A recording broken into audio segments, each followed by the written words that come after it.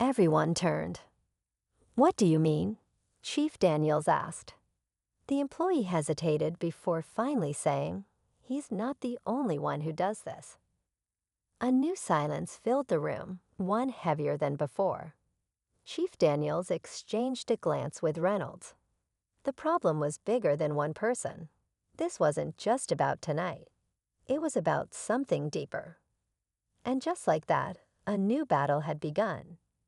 Chief Daniels took a deep breath, letting the weight of the moment settle.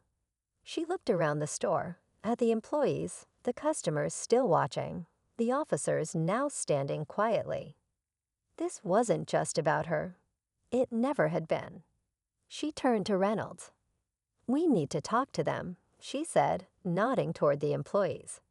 "Every single one." He gave a firm nod in return. This wasn't ending here. It was only the beginning of real change. The store manager, still standing there, seemed smaller now. He knew there was nothing left to say. No excuse strong enough to undo what had been done. The officers, humbled and shaken, walked toward the exit, knowing their actions had consequences. As Chief Daniels left, she glanced back once.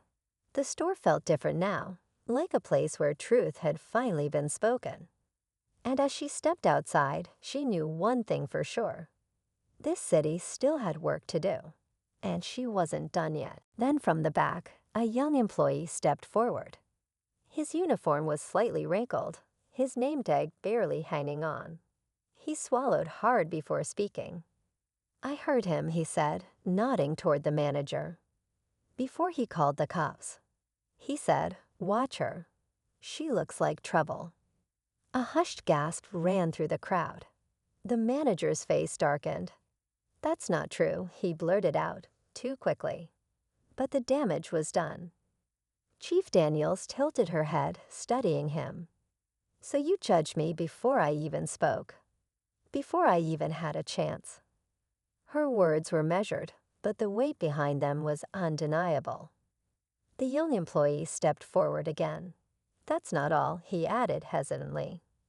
"After you were handcuffed," he laughed. A sharp inhale swept through the onlookers. The room suddenly felt too small, too exposed. The truth wasn't just coming out. It was unraveling, faster than anyone could control. The manager's jaw tightened, but he said nothing. Chief Daniels exhaled slowly, then turned to the officers. "And you. Did you ever stop to question why you were really called?" Silence. Thick, suffocating silence.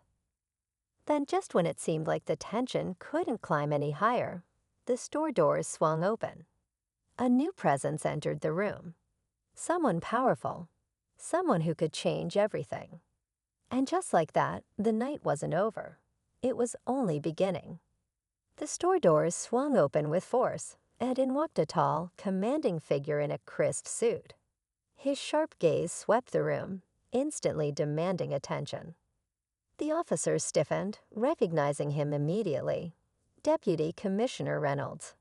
His eyes landed on Chief Daniels, then flicked to the manager and the officers. "I got a call," he said, his voice steady but firm. "Seems we have a situation." The manager opened his mouth, but Reynolds held up a hand. "No, I don't want excuses." He turned to the officers. "You arrested your own chief. Without cause. Without asking questions. Do you have anything to say for yourselves?" One officer cleared his throat. We thought." "That was your mistake," Chief Daniels cut in, her voice unwavering. "You thought instead of asking. You assumed instead of investigating. That's not how we do this job." The weight of her words hung in the air. The officers looked down, their shame evident. The crowd watched, waiting for what would come next. Then, just when it seemed like the story had reached its peak, Reynolds turned back to the manager. "And you," he said coldly. "This isn't the first complaint we've had about you." The manager's face drained of color. We'll be launching a full investigation into your hiring practices and past incidents, Reynolds continued. And I strongly suggest you start looking for a new job. A murmur ran through the crowd. The young employee who had spoken earlier let out a breath of relief. Chief Daniels finally took a step forward, unlocking her gaze from the manager. But just as the tension began to ease, a voice from the back of the store spoke up again. "What about the others?"